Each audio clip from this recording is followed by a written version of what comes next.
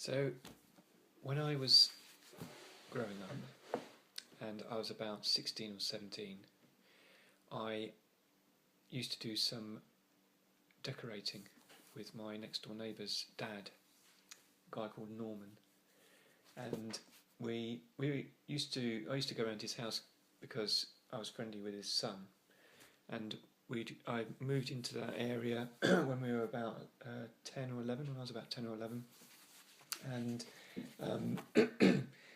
so I knew him for a long time, but it wasn't until I was about 16 or 17, that I began to do this work with him.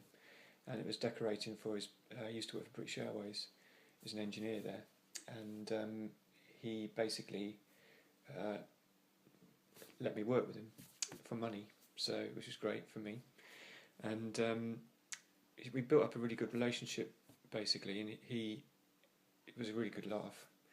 And he was very different to Grandpa, very different to Dad, in that he was very physical and very material in the things that he could make and do, whereas Grandpa wasn't. He was arty. So he was fulfilling a role for a dad that I didn't have from Grandpa, basically.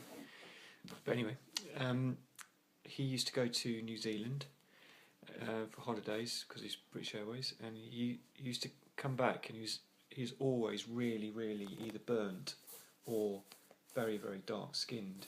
And he would show pictures of him on these fishing trips where he wasn't wearing any protective clothing on his chest or anywhere.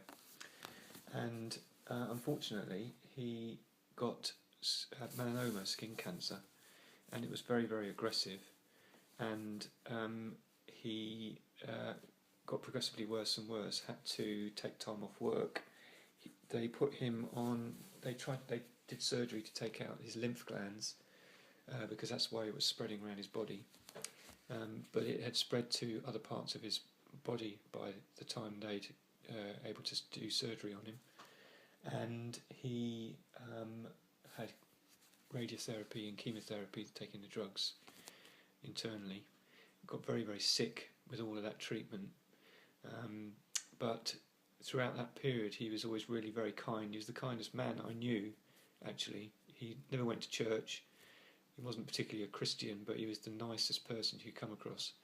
Always willing to help anything, anybody. So, he's just a very nice bloke. But he was getting progressively worse and worse, going into hospital, coming out of hospital, feeling very, very ill. And one day he'd gone into hospital and was in hospital had been in hospital for about a week. And I'd been round to his son and his wife's house one evening, and I was talking to them about Norman, and saying about what the potential outcome of it all was, and it wasn't really that good an outlook. Anyway, I went to bed that evening, and during the night I had a dream, and the dream was of Norman, and he was just chatting to me as if it was such a real dream. It was unbelievable, as if he was with me, in the room. And we were just chatting, and he was saying, you got to do good things. He was just giving me advice as to how I could do well in the school and that sort of thing. And he said, "Don't worry, Chris, everything's going to be all right." And I said, "What do you mean by that?" And he said, "Everything's going to be all right. I'm going to be fine." And I was like taken aback by what he was saying, bearing in mind this was still in my dream. But I felt totally at ease with what he was saying, and felt very sort of confident that he was actually going to pull through it.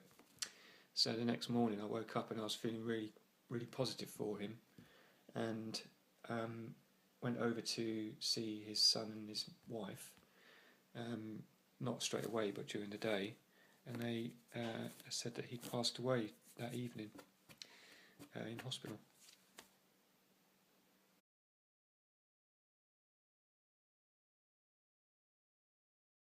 When I was 15, I used to go to church with my parents, but I stopped going to church when I was sort of about 13, 14, because I was pretty disillusioned with all the hypocrisy that was going on in the churches, but in the religion. But basically, I'd had this overwhelming feeling of being challenged by evil.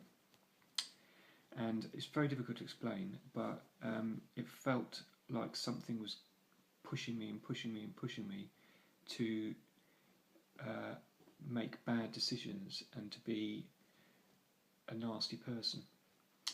And I was seriously concerned about the way I was feeling a lot of the time. I'd gone to church and I'd spoken to the priest about it, and he said, "Oh, you know, it's probably nothing. Don't worry about it." But he was a very good priest, but not the one that my parents went to see. It was a different one. But in the end, it didn't really make any difference.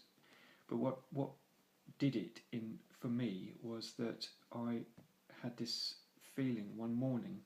I just woke up, and I had this challenging voice in my head again, and I said to myself, "No, you're not gonna win. Basically, you're going to lose this fight that I'm having, and that I've got the Holy Spirit in me, because we've all, as Christians, got that, basically, especially if you're baptised.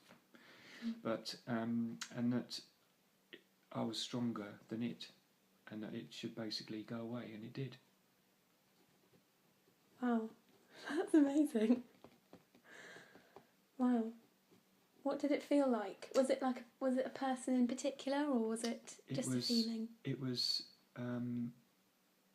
very odd. It was like something physical was pushing me all the time and challenging me to think bad things. So I knew what was right and wrong, clearly.